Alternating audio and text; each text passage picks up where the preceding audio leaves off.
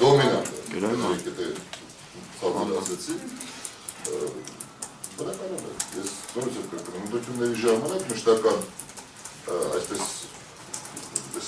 մետրամասնական ընդդությունների ժամանակ միշտ փորձում են մրցապայքարի մեջ մտնել հիմնականում հավանական հաղթող թեկնածուի հետ։ Հանրապետականի դոմինանտ լինելու հետ կապված ամբողջովին համաձայն եմ պարոն Այվազյանի հետ, որ հանրապետական այսօր դոմինանտ է, բայց դոմինանտ է ինչու։ Ասենք արտագաղթի հարցում արդյոք հենց հանրապետականը չի դոմինանտ։ Տնտեսական այսպիսի իրավիճակի համար, երբ որ մոնոպոլիաները խեղդում են ամեն մի ոլորտ, արդյոք հանրապետականը չի դոմինանտ պատասխանատու սոցիալական այսպիսի վատթար իրավիճակի համար, երբ որ պաշտոնական տվյալներով արդեն 36% է հասնում աղքատության ցուցանիշը, արդյոք դոմինանտը հենց հանրապետականը չի։ Այն դեպքում, երբ փորձագիտական տվյալներով 60%-ից ավել է արդեն այսօր Հայաստանում աղքատությունը։ Իհարկե դոմինանտության ցուցանիշներից մեկն է։ Ձեր մոտ այնքան բաց տեղեր կա, որ ձեզ որտեղ էլ խփեն, դա պորտից բարձր լինելու։ Եվ օրենքի շրջանակներում ձեր աշխատանքները այնպիսին են, որ արդեն բոլորի համար ակնհայտ է եղել, որ ձախողել եք։ Ոչ միայն հանրապետական, այլև ամբողջ կոալիցիան իրար հետ վերցրած, որտեղ այն օրենքները, որոնք ընդունվել են, այն գործողությունները, որ իշխանության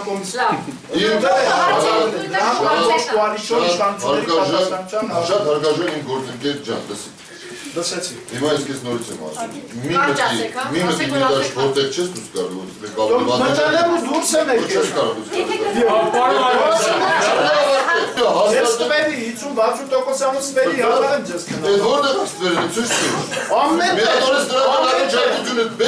Ամեն տեղ։ Չէ, գիտեք ինչ ազգային ժողովի պատգամավորես հայտարարությունների ժամին, մեկ էլ հարցերի ժամանակ, օրենքը կարգիրավորել է։ գլուխ հաշվելու համար չես։ Պետօրենսդրական նախաձեռնությունը դու դեր ցույց տուր տեսնեմ, ասեմ այս որ օրենքը։ Բոլոր օրենքները։ Օրենքները բերեմ ցույց տամ, դու պատահական չես նստես, ասեմ նորից եմ ասում, օրենքը ցույց տուր։ Որը որ դու արու չեք։ Հարկային հետախուզության օպերատիվ հետախուզության մասին օրենքը, որտեղ հստակ նշված է, որ կարող են նաև տնտեսական հետախուզություն իրականացնել։ Օրենքը կա, հստակ կիրառեք։ Մաքսայինի մասին օրենք կա, հստակ կիրառեք։ Հարկայինի մասին օրենք կա, հստակ կիրառեք։ Դրա մասին է խոսքը։ Օրենքների հետևից մի եկեք։ Հայաստանի Հանրապետականի ազգային ժողովի պատգամավորը այդ օրենքները ընդունել է։ Հիմա մենք վատ ենք արել, լավ ենք արել, հարցի մի կողմ, երեք բարախաղել ու շուտ ասելով չստանվենք, մեկա վերջում ասելու է, լսի, պարոն Մարտիրոսյան, դուք ասում եք, մենք հարկեր հենա հարաբերակցությունը 16%-ից դրեցինք, հենց հասել են 17, միայն հարկեր հենա առանց սոցիալական վճարների, սպասի, ավարտել, ես հենց հասել եմ 17.6-ի, ամեն տարի այսքան եմ կարողանում, լսի, ես հիմա քեզ ոնց ազգային ժողովի պատ, շատ եմ կարողանում ասել, դու ոնց ազգային ժողովի ամբողջ մի ֆրակցիայի ներկայացուցիչ, մի հատ օրենսդրական նախաձեռնություն, որի պարագայում ստվերի այս մի մասը, ուզում ես 5 հատ տվեմ ես,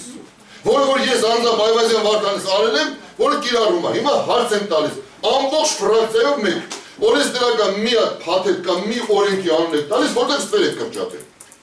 Ուրախասայսի պատերս սեպետով ծալելը։ Չէ,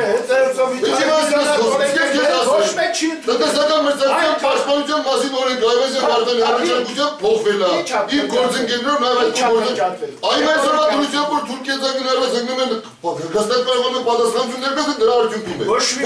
տարվա մեջ այդքան դուք չէին տվել իշխանես մի տարվա մեջ դուք անգամ ազգային ժողովի շնորհքն է։ Դուք անգամ եք երկիր պահում։ Նաև դուք, բա չէ։ Հետա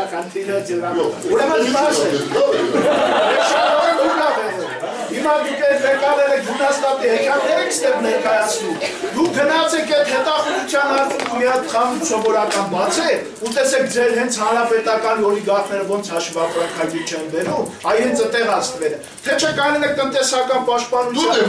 3 միլիոն դրամ դուք դրեցին, հետո մի քանի 100 միլիոն դոլար շահեցին, հետո դարավ հեքիաթ,